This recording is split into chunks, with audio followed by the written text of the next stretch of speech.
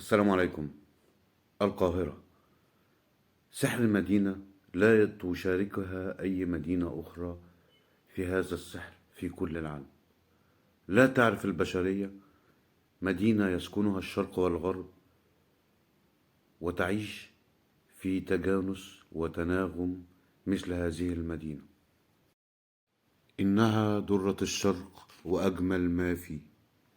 القاهرة، زمن الإنشاء 1923، زمن الافتتاح 1928.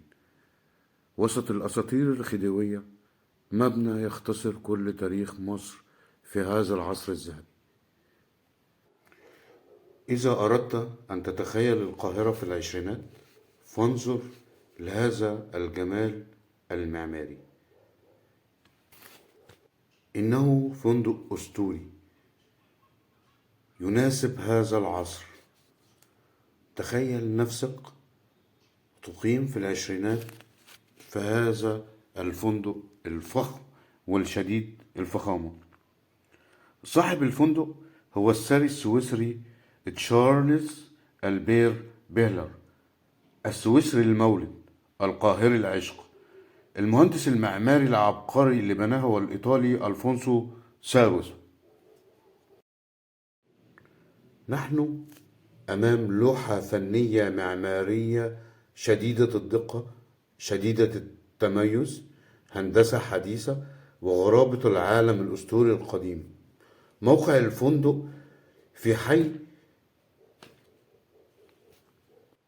كان يطلق عليه في العصر الماضي حي المثلث الذهبي. شكل الفندق على شكل صندوق مجوهرات العروسة.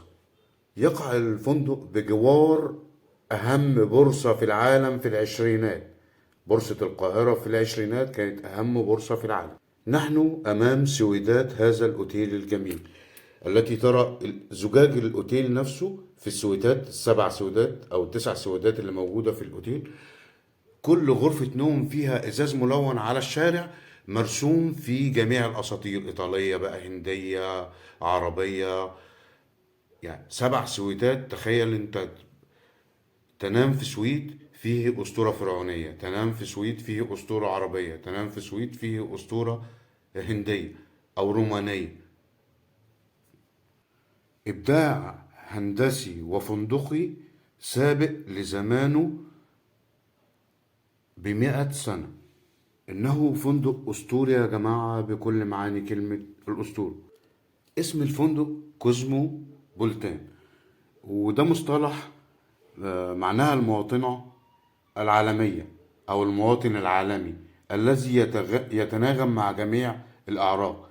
وهذا المكان كان فعلا في العشرينات متناغم مع جميع جنسيات الأرض تقيم في هذه المدينة الأسطورية. غرف هذا الفندق الأسطوري حوالي 84 غرفة في 9 سويتات. مصاعد الفندق حقيقي أثر من الآثار الموجودة في العالم، لأن مصاعد شديدة الجمال وشديدة التميز. الفندق في مدخل الفندق في البهو الرئيسي نجفة كبيرة جدا من الدور الثاني، من الدور الثالث للطابق الأرضي، من الكريستال البلجيكي. مساحة الفندق حوالي 650 غرفة. فعلا فندق يناسب العصر وسابق عصر العشرينات ب100 سنة. فيه كل الرفاهية الموجودة في الأوتيلات الحديثة، ولكنه مبني من 120 سنة. إبداع هندسي ومعماري سابق لعصره بكتير. وهي دي كانت مصر في فترة العشرينات. للجميع يا جماعة، أنا بتكلم بمنتهى العفوية وما بكتبش اللي أنا بقوله وأنا بشتغل لوحدي.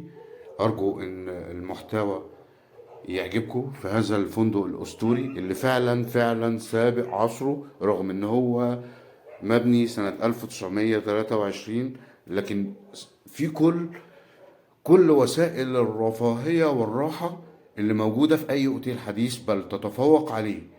كفاية إن أنت بتنام في الأوض يبقى أسطورة. الأوض بتاعته أوض أسطورية. السويتات بتاعته فيها شاملة كل الحضارات، من كل حضارة أسطورة، في حوالي 9 سويتات. كل السويد السواد الإزاز بتاعه من الأساطير، مرسوم عليه الأساطير. أرجو يا جماعة، أنا ما بحضرش اللي أنا بقوله، وأغلبية الوقت أنا بقول اللي أنا بعمله ده في الشارع، وأنا مش محترف.